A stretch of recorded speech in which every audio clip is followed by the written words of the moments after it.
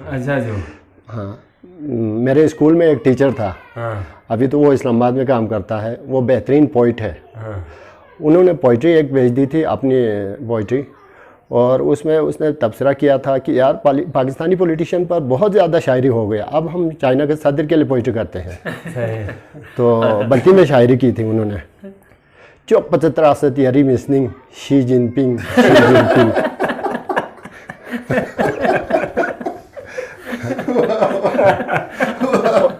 और चौखदों पे स्पल्वों हलिंग Xi Jinping मुकर्रर जो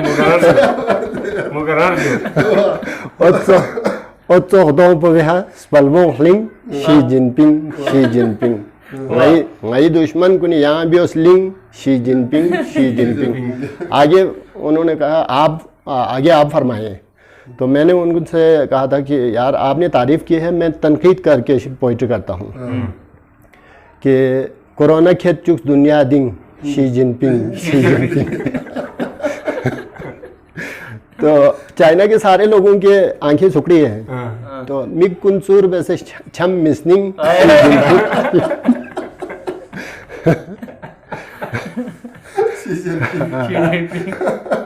खचुन न करगिल इन मिसनिंग शी जिनपिंग लद्दाख खिरिमन अति तबजिंग शी जिनपिंग शी जिनपिंग।